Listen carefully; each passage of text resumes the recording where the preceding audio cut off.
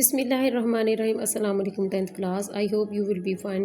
اردو کی 10th class کی ہم نے بک سٹارٹ کی ہوئی ہے 2026 کی جو نیو بک آئی ہے، ٹھیک ہے، اور 7 جو ہمارے چیپٹر ہے وہ کلیئر ہو چکے ہیں۔ ان کا لنک میں آپ کو ڈسکرپشن میں دے دوں گی، وہاں سے آپ جا کے چیک کر سکتے ہیں۔ اور آج ہم لیسن نمبر 8 ہے جس کا نام ہے دوستی کا پل۔ یہ فل آپ کے ساتھ ہے، جو بھی ایکسرسائز میں امپورٹنٹ چیزیں ہیں ہمارے پیپر پوائنٹ آف ویو سے وہی ساری ہم اس ویڈیو میں کلیئر کریں گے، ٹھیک ہے۔ اور اس کے علاوہ جو پیئرنگ اسکیم آپ کو پتہ ہوگا، بک کے لاسٹ میں پیئرنگ اسکیم اور ایک ماڈل پیپر دیا گیا اور صرف اسی کو ہم فالو کریں گے، ٹھیک ہے، ایکسٹرا ہم کوئی چیز بھی نہیں کریں گے۔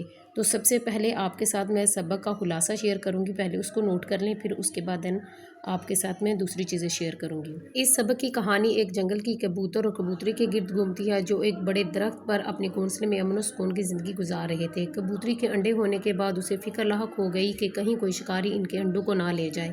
اس خوف اور ضرورت کے پیش نظر اس نے کبوتر سے کہا کہ انہیں وقت پڑنے پر مدد کرنے والے کچھ ساتھی بنانے چاہیے۔ کبوتر نے ابتدا میں کہا کہ ان کے ارد گرد کوئی پرندہ نہیں رہتا، لیکن کبوتری نے اسے سمجھایا کہ دوسری برادری کے جانور یا پرندے بھی دوست بن سکتے ہیں، کیونکہ اکیلا کسی کام کا نہیں ہوتا۔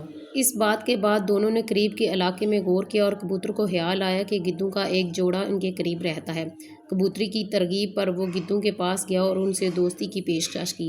گدھ خوش ہو کر دوست بن گئے۔ پھر انہوں نے تجویز دی کہ سانپ کو بھی دوست بنا لیا جائے تاکہ خطرے کی صورت میں مکمل حفاظت ہو۔ سانپ نے کچھ غور و فکر کے بعد دوستی قبول کی اور یوں تینوں کی دوستی قائم ہوگی۔ کچھ دن بعد ایک شکاری درخت کے نیچے آیا اور ان کے گھونسلوں کو نشانہ بنانے لگا۔ اس وقت شام ہونے کو آئی تھی اور آہستہ آہستہ چاروں طرف اندھیرا پھیلنے لگا تھا۔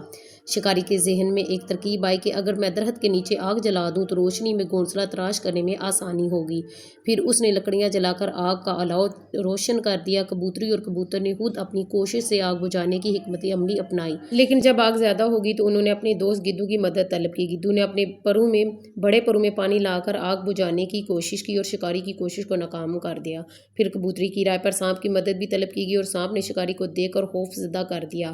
نتیجن شکاری بھاگ گیا اور دوبارہ واپس نہ آیا۔ کہانی کا اختتام یہ بتاتا ہے کہ دوستی، اتحاد اور تعاون کی طاقت سے بڑے خطرے اور مصیبت کو بھی ٹالا جا سکتا ہے، لیکن کوئی بھی جانور یا پرندہ اپنی حفاظت کے لیے کافی نہیں، لیکن دوستوں کے ساتھ مل کر ہر مشکل کا سامنا ممکن ہے۔ اس کہانی سے یہ بھی سبق ملتا ہے کہ حقیقی دوستی انسان یا جانور کی زندگی میں تحفظ، سکون اور کامیابی کی ضمانت۔ اب ڈیئر اسٹوڈنٹ، سوالات کی طرف بڑھتے ہیں۔ آپ ان سوالات کو غور سے دیکھ لیں، پھر ان کے آنسر میں آپ کے ساتھ شیئر کرتی ہوں۔ سب سے پہلا سوال ہے، کبوتری کو ہر وقت کس بات کی فکر لگی رہتی تھی؟ اس کا آنسر ہے، کبوتری کو ہر وقت اس بات کی فکر رہتی تھی کہ کہیں کوئی جانور اس کے انڈوں یا بعد میں بچوں کو نقصان نہ پہنچا دے۔ سوال نمبر 2 ہے، اکیلے پن کا احساس ختم کرنے کے لیے کبوتری نے کبوتر کو کیا مشورہ دیا؟ تو اس کا جواب ہے، کبوتری نے کبوتر کو مشورہ دیا کہ وہ اپنے لیے دو ساتھی یا دو دوست بنائے تاکہ مصیبت کے وقت ان کی مدد کر سکے۔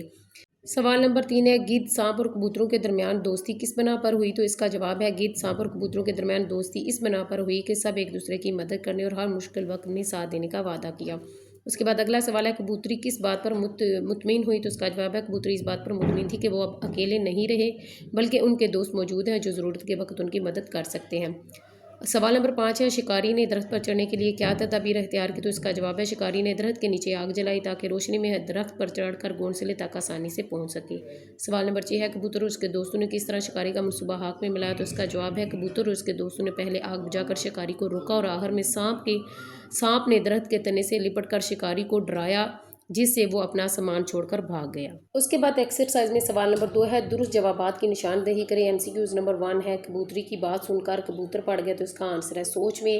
جہاں کبوتر رہتے تھے پاس ہی درخت پر ایک جوڑا رہتا تو اس کا آنسر ہے گدوں کا۔